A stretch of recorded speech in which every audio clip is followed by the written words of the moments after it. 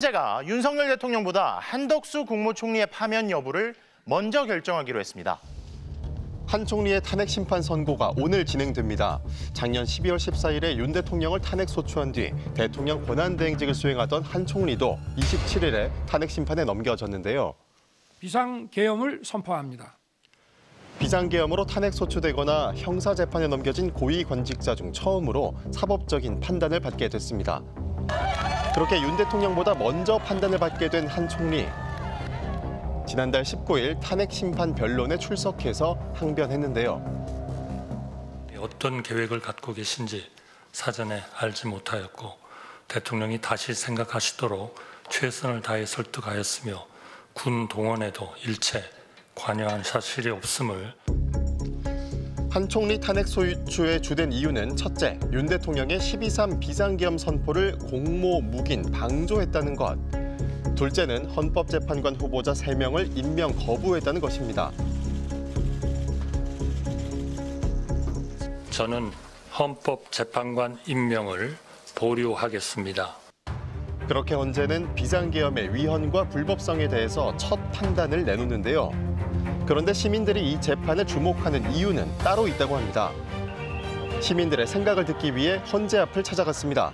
한덕수 각하되고 나서 뭐 예상하는 게 5월까지 윤석열 대통령 탄핵 심판이 미뤄질 수 있다고. 한덕수 총리가 내란죄가 없다. 각하가 됐든 기각이 됐다 하면 대통령도 당연히 그렇게 돼야 맞겠죠? 똑같은 뜻이니까. 즉, 한 총리의 탄핵 여부가 추후 윤 대통령의 탄핵 심판에 영향을 미칠 수도 있다는 말인데요. 시민들의 입장은 어떨까요? 인사를 드리겠습니다. 안녕하십니까?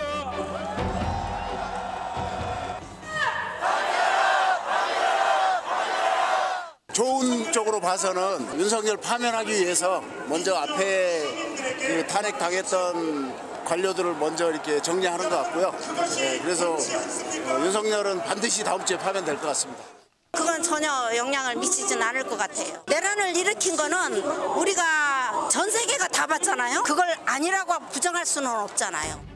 한 총리의 탄핵 심판 선고가 윤 대통령에게 영향을 줄지 안 줄지 의견이 나뉘면서 심판 순서에 대한 지적도 나왔습니다. 순서가 잘못됐다라고 저는 생각하거든요. 어떤 윤석열 파면 선고가 먼저 나와야 되는데 좀 더 빨리 선고가 났으면 좋았을 뻔했는데 선고가 더 늦어지는 게 저희가 살 수가 없어. 밤에 잠을 잘 수가 없어요. 윤 대통령 탄핵 심판에 시간이 더 소요되면서 쟁점이 비교적 단순한 다른 사건부터 먼저 선고한 것으로 보이는데요. 그럼 오늘 선고 결과가 윤 대통령의 심판에 영향을 미칠까요? 탄핵 심판이 예를 들어서 기각이 한덕수 총리에게 이루어졌다고 해서 윤석열 대통령이 기각이 된다는 것도 아니고 한덕수 총리가 인용이 됐다고 해서 윤석열 대통령이 인용이 된다, 그런 영향을 준다는 것은 상상하기는 좀 어려울 것 같습니다.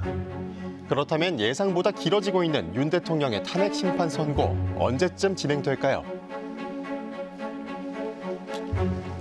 적어도 4월 18일 이전에는 두 헌법재판관의 임기가 끝나기 때문에 그 전인 4월 18일 이전에는 헌재에서 최종적인 선고를 내릴 것으로 보고 있습니다.